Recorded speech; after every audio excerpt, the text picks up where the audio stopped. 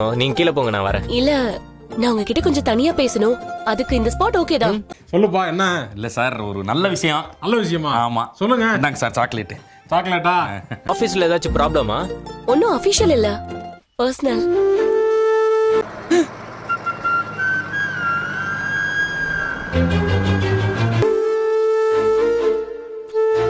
நேத்து நைட்டு ஃபுல்லா நான் தூங்கவே இல்ல. கண் இருக்கும் எல்லோரும் தூங்கத்தான் செய்வார்கள். ஏதோ அலுப்பில் கொஞ்சம் அசந்திருப்பேன்.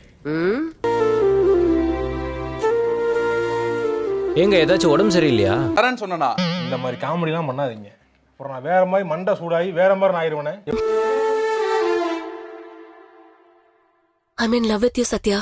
நான் அடிச்ச மணி கடவுளுக்கு கேட்டு சொல்லியோ, கவர்மெண்ட்டுக்கு கேட்டுருச்சு. அடிச்சாம்பாரு அப்பாயின்மெண்ட் ஆர்டர். எனக்கு என்ன சொல்றதுனே தெரியல. நீங்க யாரு, நான் யாரு? நான் எப்படிங்க உங்க ஸ்டேட்டஸ்க்கு? இரியா, எல்லாம் ஒரு ரீசனோட தான் போய்கிட்டு இருக்கேன். என்னடா பெரிய ரீசன்? உங்களை லவ் பண்றதுக்கு ஒரு ரீசன் தான். நான் கேட்டதுக்கு நீங்க இன்னும் பதில் சொல்லவே இல்ல. நம்ம மேரேஜ் பண்ணிக்கலாமா? என்ன தெரியுது, நீ எதுக்கு வரேன்னு தெரியுது. டேய் வேணாம், சொன்னா கேளு. சத்யா, அம்மா, என்னடா பண்ணிட்டு இருக்க? இவன் தான் சார் பண்ணாது, நான் பண்ணவே இல்லை சார். என்ன பண்ணாது, இவனை மட்டும் பண்ணி விடுங்க. நான் பாட்டுக்கு போயிருப்பேன்ல. ஏங்க, இது பண்ணிதான் ஆகணுமா? போடா போடா, கல் எடுத்து மண்டைய உடைச்சிடும்டா. போயிடுறா. ஏங்க, மனோஜ் படிச்சவன், தொழிலதிபரா இருக்கான். வந்தா வந்துருச்சுல்ல, இந்த வந்துட்டாங்க இல்ல. என்னடா உங்களுக்கு வேற வேலையே கிடையாதா? ஒரு நல்ல நாள் பெருநாள் வந்துச்சுன்னா உடனே ஒரு அவனை ஏத்தி விடுறதே நீதான்.